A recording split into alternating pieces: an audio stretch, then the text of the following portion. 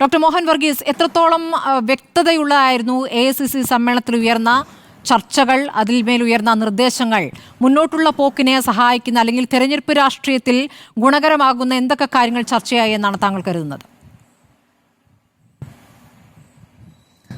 സ്മൃതി, ഒരു ദിശാബോധം നൽകത്തക്ക ഒരു സമ്മേളനമാണ്, അതിൻ്റെ തീരുമാനങ്ങളാണ്, അതിൻ്റെ പ്രഖ്യാപനങ്ങളാണ് വന്നത് എന്നാണ് കോൺഗ്രസ് കേന്ദ്രങ്ങളിൽ നിന്നും ആത്മവിശ്വാസം പ്രകടിപ്പിക്കുന്നത്.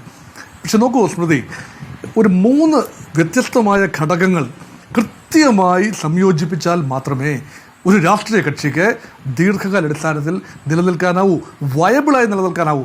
ഒന്ന്, ആ കക്ഷി പ്രതിനിധാനം ചെയ്യുന്ന പ്രത്യയശാസ്ത്രത്തിന് ഒരു ക്ലാരിറ്റി ഉണ്ടാകണം, കൃത്യമായ ഒരു പ്രത്യയശാസ്ത്രം. അത് അവസാനം ഉണ്ടായത് 1955 വളരെ കാലം മുൻപാണ്, നൂറ്റാണ്ടിന് മുൻപാണ്. 1955 ആവിഡി സെഷനിൽ ഡെമോക്രാറ്റിക് സോഷ്യലിസം, അതായത് establishment of a socialist pattern of society through democratic means, ജനാധിപത്യപരമായ മാർഗം ഉപയോഗിച്ച് ഒരു സോഷ്യലിസ്റ്റ് സമൂഹം കെട്ടിപ്പടുക്കുക. അപ്പോൾ അവിടെ ആ ഒരു പ്രത്യയശാസ്ത്രം 1991 പ്രത്യേകമായ ഒരു പ്രഖ്യാപനങ്ങളൊന്നും ഇല്ലാതെ തന്നെ ഉദാരവൽക്കരണത്തിൻ്റെ ചിറകിലേറി ആ പ്രത്യയശാസ്ത്രം മരവിപ്പിക്കപ്പെടുന്നൊരു കാഴ്ച കണ്ടു. അതുകൊണ്ട് ആ ഒരു സോഷ്യലിസ്റ്റ് ആദർശം ഭരണഘടനയിൽ 76ാം ഭേദഗതിയിലൂടെ കൊണ്ടുവന്നുവെങ്കിലും ആ ഒരു ആദർശം പ്രൈവറ്റ് ക്യാപിറ്റലിൻ്റെ, global capital, Shri Jayachandran sir സൂചിപ്പിച്ചതുപോലെയുള്ള ഗ്ലോബൽ ക്യാപിറ്റലിൻ്റെ ഒക്കെ കടന്നതിനെക്കുറിച്ചുള്ള നിലപാട് അതിൽ കൃത്യതയില്ലാതെ പോകുന്നു. അവിടെ നഷ്ടപ്പെട്ടു പോകുന്ന പ്രത്യയശാസ്ത്ര ക്ലാരിറ്റി അത് പൂർണ്ണമായി തിരിച്ചു പിടിക്കാൻ കഴിയുന്നില്ല. അതാണ് ഒരു കാര്യം. രണ്ടാമത്തെ ഒരു വയബിലിറ്റി ഫാക്ടർ എന്ന് പറയുന്നത് കൃത്യമായ രാഷ്ട്രീയം പറയാൻ കഴിയണം. ഒരു രാഷ്ട്രീയ കക്ഷിക്ക് കൃത്യമായ രാഷ്ട്രീയം ഉണ്ടാകണം. അത് മാറ്റി മാറ്റി പറയുന്നതാവരുത്. ന്യൂനപക്ഷങ്ങളോടുള്ള നിലപാട്, ദളിതരോടുള്ള നിലപാട്, അതിൻ്റെ അടിസ്ഥാനത്തിൽ ഉരുത്തിരിഞ്ഞു വരേണ്ട ഒരു വോട്ട് ബാങ്ക് പൊളിറ്റിക്സോ അല്ലെങ്കിൽ ഇലക്ട്രൽ പൊളിറ്റിക്സോ ഇത് കൃത്യമായി പറയാൻ കഴിയണം. അതിൻ്റെ ഭാഗത്ത് നിർണായകമായ ഒരു നീക്കം നടത്തിയതായി എനിക്ക് തോന്നുന്നു. അതായത് ഇന്ത്യയിൽ ഏറ്റവും വലിയ ഒരു പോളിംഗ് ഫോഴ്സ് അല്ലെങ്കിൽ ഒരു ജനവിഭാഗം എന്ന് പറയുന്നത് വിവിധ അവാന്തര വിഭാഗങ്ങളായി ചിതറി നിൽക്കുന്ന OBC ആണ്. മുസ്ലിം ഇതര OBC, അത് ഹൈന്ദവ സമുദായത്തിൽപ്പെടുന്ന OBCകൾ ഏതാണ്ട് 60% വിവിധ സംസ്ഥാനങ്ങളിൽ ഏറെയും കുറഞ്ഞു വരിക്കും. ഈ OBC വോട്ട് ഏറെക്കാലമായി കോൺഗ്രസിന് അന്യമായിരിക്കുകയാണ്. പ്രത്യേകിച്ച് നരേന്ദ്രമോദി മോദ്ഗഞ്ച് കമ്മ്യൂണിറ്റിയിൽ നിന്ന് വരുന്ന ഒരു OBC കമ്മ്യൂണിറ്റിയിൽ നിന്ന് കൂടെ വരുന്ന ഒരു പ്രധാനമന്ത്രി, അദ്ദേഹത്തിൻ്റെ ഒരു വലിയ പ്രഭാവത്തിന് നാളുകളായിരുന്നു, കഴിഞ്ഞ ഒരു ദശകമെങ്കിലും. അതുകൊണ്ട് OBC വോട്ട് ബാങ്ക് സിസ്റ്റമാറ്റിക്കായിട്ട് കോൺഗ്രസിൽ നിന്ന് നഷ്ടപ്പെട്ടു. മുൻപും അത്ര സ്ട്രോങ് ആയിരുന്നില്ല.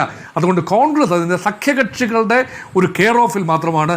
ഉത്തർപ്രദേശിൽ സമാജ്വാദി പാർട്ടി, ബീഹാറിൽ രാഷ്ട്രീയ ജനതാദൾ, തമിഴ്നാട്ടിൽ DMK, ഇങ്ങനെയൊക്കെയുള്ള പാർട്ടികളുടെ ഒരു കെയർ ഓഫിൽ മാത്രമേ OBC വിഭാഗത്തിലേക്ക് കോൺഗ്രസിന് ഇറങ്ങാൻ കഴിയുന്നുള്ളൂ.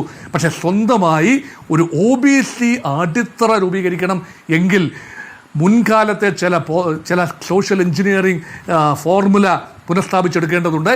ഗുജറാത്തിൽ നിന്ന് തന്നെ തുടങ്ങുന്നതിൻ്റെ ഒരടിസ്ഥാനം ഗാന്ധിജിയുടെയും പട്ടേലിൻ്റെയും നാടാണെന്നതോ നരേന്ദ്രമോദിയും അമിത്ഷായും നിറഞ്ഞു നിൽക്കുന്ന ഒരു കളത്തിൽ take the fight to the opposition എന്നതുകൊണ്ടാണ് എന്നത് ഒരു ചെറിയ കണക്ക് മാത്രമാണ്. പക്ഷേ അതിനേക്കാൾ വലുത് ഗുജറാത്തിൽ കോൺഗ്രസ് പരീക്ഷിച്ച് വിജയിച്ച ഒരു മുൻകാല ഫോർമുലയുണ്ട്. ഖം എന്ന് പറയും, KHAM, ക്ഷത്രിയ, ഹരിജൻ, ആദിവാസി, മുസ്ലിം. ഇതൊരു സോഷ്യൽ എഞ്ചിനീയറിംഗ് ആണ്, ഇത് സോഷ്യൽ കോലീഷനാണ്. വേറെക്കാലം ഗുജറാത്തിൽ വിജയിച്ച ഒരു ഫോർമുലയാണ്. പക്ഷേ കഴിഞ്ഞ 30 വർഷമായി ഖം എന്ന ഫോർമുലയിലേക്ക് എത്തി നോക്കാൻ കഴിയുന്നില്ല. അതുകൊണ്ട് കാസ്റ്റ് സെൻസസിലൂടെ നഷ്ടപ്പെട്ടു പോയ OBC വോട്ടുകൾ തിരിച്ചു കൊണ്ടുവരണം എന്ന ഒരു വലിയ ചിന്ത അത് കുറേ കാലമായിട്ട് ആർട്ടിക്കുലേറ്റ് ചെയ്യുന്നുണ്ട്. കുറച്ചുകൂടി വ്യക്തതയോടുകൂടി രാഹുൽ ഗാന്ധി ആർട്ടിക്കുലേറ്റ് ചെയ്തു. അത് മാത്രമല്ല, രാഹുൽ ഗാന്ധി പറഞ്ഞു 2011 നഷ്ടപ്പെട്ടു ഒരു അവസരമുണ്ടായിരുന്നു.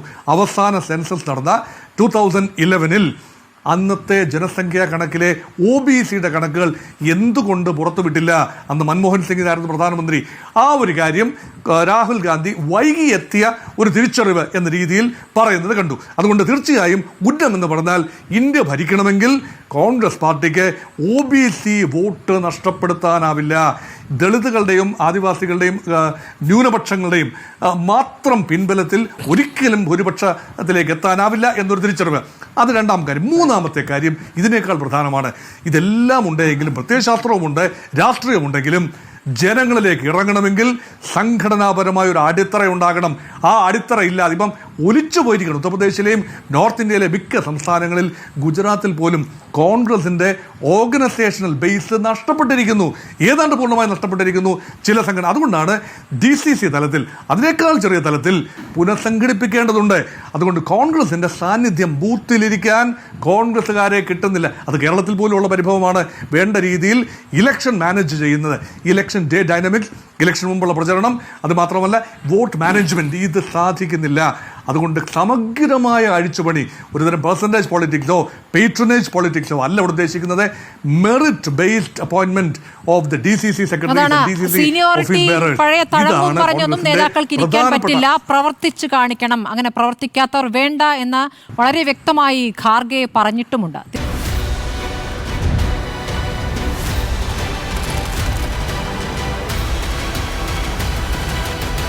Debate with Smriti Parathikkad.